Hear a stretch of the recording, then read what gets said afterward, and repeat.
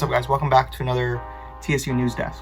New name. As I said in the last episode, I wasn't sure what the name was going to be. I decided to call it TSU TV last time, but I was thinking about TSU Newsdesk. It sounds better, at least in my eyes, so it's probably what it's going to be. And I think we'll just hop right into baseball. So, the major thing that happened this week, Major League Baseball Players Association came out with their own proposal, which called for a 114-game season with no salary cuts, so prorated salary. And Major League Baseball wasn't happy with that, and they have not given a counteroffer to that, and said they won't plan on giving a counteroffer. The only reason they're going to do prorated salaries is if they agree to a shortened season because they don't have the money to pay these players the amount that they want. And they cited that the original agreement about the prorated salaries, which is what all the holdup is about because the players feel like they already agreed to this, is that in the wording of the agreement was economic feasibility. And that basically cites that if baseball can't really pay these players because at the time they didn't know if they were going to be able to play in front of fans or not, things might have to change. And now they know probably the whole season there's not going to be any fans. So there's a big disagreement there, and I mean, things are worse than they were last week because the union's just not even giving a response to the Players Association. The next thing I want to talk about, because I've been confused about it, is just the whole timeline of everything with all the disagreements that's been going on between baseball and the Players Association. So I'm just going to do a little timeline of it just so everyone has it in their minds and it's just easier to understand. So the first thing that happened was in early March was the first time that opening day was actually pushed back. It was the first time that the coronavirus impacted baseball. And if you remember, that was probably right after the NBA had paused the season. The next major thing that happened was March 27th, where agreed to prorated salaries, like I've mentioned, and that's been the whole big hoopla around everything right now, is that they already agreed to these prorated salaries, so why are they taking more salary cuts? Then there was a big break because it was kind of like all in flux when sports could return, what the impact of the coronavirus was going to really be. Then May 20th, MLB presented their first proposal for a return to play plan, the first step in all these disagreements. May 21st, the MLBPA responds with questions about the safety protocols. They wanted more testing, more just all around health checks and safety because they're worried about the coronavirus, and that's fair game. The next thing that happened was on May 26th, the MLB made the new offer of the sliding scales economic proposal as they realized the economic feasibility of the situation would not allow them to pay these players their prorated salaries. And that same day, the MLB Players Association basically returned that proposal and said they were disappointed. After a few-day break, May 31st, the MLB PA proposed the 114-game season with no more salary cuts. And June 3rd, which is 3 days before you're seeing this, the MLB rejects the offer by the MLPA and has no counter offer. And that's basically the whole timeline of this situation.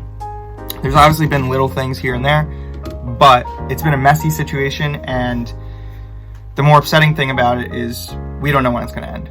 And that's really what everyone's dealing with right now. When is baseball going to come to an agreement? So let's hop right into basketball. The first thing I want to talk about, they probably made the biggest splash of any major league this week. They finalized their return to play plan. While baseball is mired in the doldrums of argument stage, they're ready for the season to start. So let me explain the format of how this return to play plan works. First off, it's going to be housed in ESPN's Wide World of Sports complex in Orlando. There's going to be 13 Western Conference teams, 9 Eastern Conference teams, and that ratio is because they decided on if teams were 6 games out of the 8th seed, they could still have a chance at making the playoffs, so those are the teams that made it, and they were more on the Western Conference than the Eastern Conference. But the 6 extra teams that made it were the Portland Trail Blazers, the New Orleans Pelicans, Sacramento Kings, the San Antonio Spurs, Phoenix Suns, and the Washington Wizards on the Eastern Conference. So obviously 5 on the Western Conference, 1 on the Eastern Conference, making for 6 extra teams. So these are the 6 teams that have the chance to possibly make it into the playoffs. And how the format of everything is going to work. There's going to be 8 regular season games, then possibly a play-in tournament, and then a playoffs. The conditions for this play-in tournament is that the 8th and 9th seed have to be within 4 games. Then they would have a play-in tournament. The play-in tournament, the 9th seed would have to win 2 out of 2 games against the 8th seed, and the 8th seed would only have to win 1 out of 2 games to make it to the playoffs. The most major thing that comes from this is that July 31st is the official start date. It's going to be the first sports that we have had since the coronavirus really canceled the NBA, and it's going to be exciting to watch. The last thing I want to talk about basketball-wise is Adam Silver had said that he's pondered the thought of NBA coaches, elderly coaches, not being able to be on the sidelines with their teams in the Orlando facility, because obviously the older age they are, the more cause there is for concern regarding the coronavirus. So they want to be careful about that. That's really just rumors at this point, so there's no real way that they have decided they're going to go about doing that. All right, let's roll right into football. So news for this week really was about the NFL, but wasn't about football. So obviously there's been the continued protests of George Floyd's wrongful death, and certain players have been speaking out about it. I'm going to give my opinions on all this stuff later on in the show in the opinion corner, where I give my opinions on the news. This part's just about me reporting on the news of this week. So Drew Brees has been under fire for his comments that he had about the protests. In a Yahoo Finance interview, he said, "I will never agree with anybody disrespecting the flag of the United States of America on our country." I'm going to insert it here so you can watch it. A lot of people expect that we will see players kneeling again if and when the NFL season starts. I'm curious how you think the NFL will and should respond to that. And of course, you're such a leader in the league. What is your responsibility as a leader in times like this for the rest of your teammates and players in the league? Well, I will never agree with anybody disrespecting the flag of the United States of America or our country. Let me just tell you what I see or what I feel when the national anthem is played and when I look at the flag of the United States.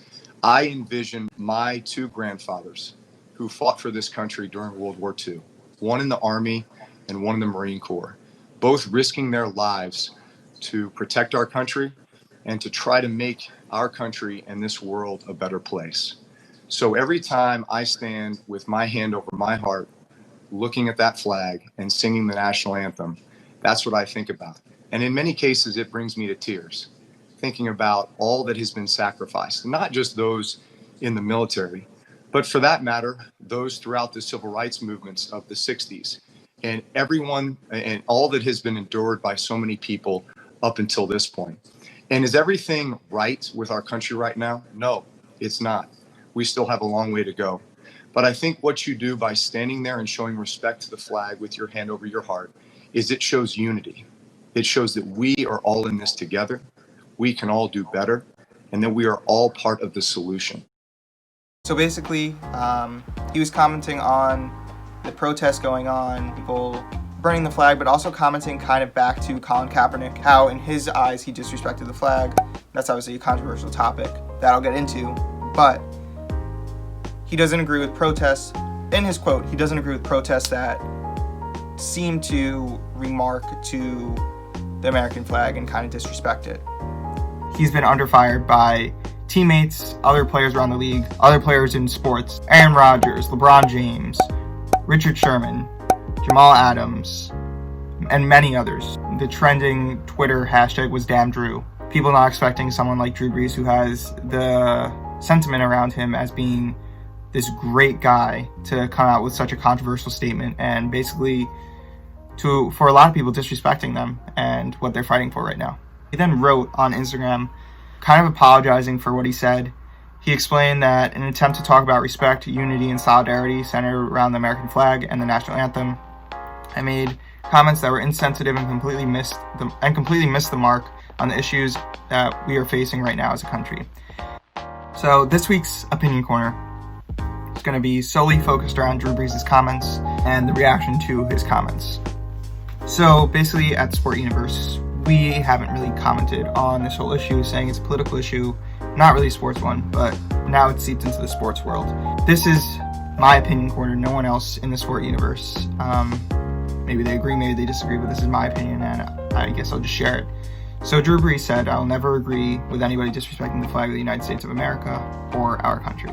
basically remarking on the protests that are going on right now, and also remarking back to Colin Kaepernick kneeling for protests.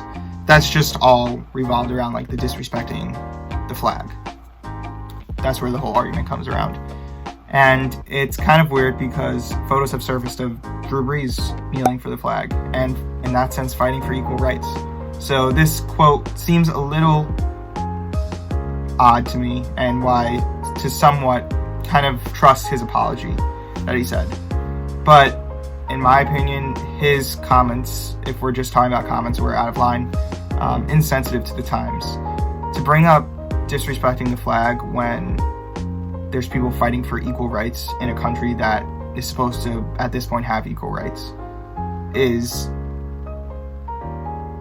just continuing the issue.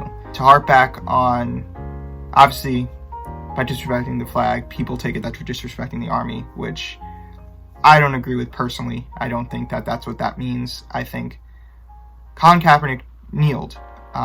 He wasn't disrespecting, in my opinion.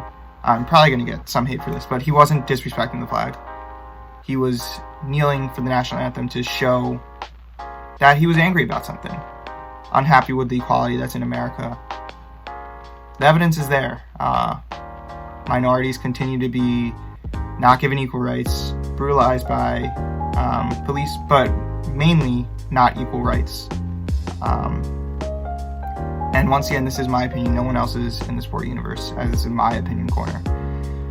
And for Drew Brees to harp back to the flag when all this is going on is not, I guess, I keep saying insensitive, but it's not sensitive to what's going on. Main point that I want to say is that his comments on worrying about disrespecting the flag seem out of line when the country that this flag is supposed to represent is disrespecting its citizens and the people that deserve equal rights, because everyone deserves equal rights.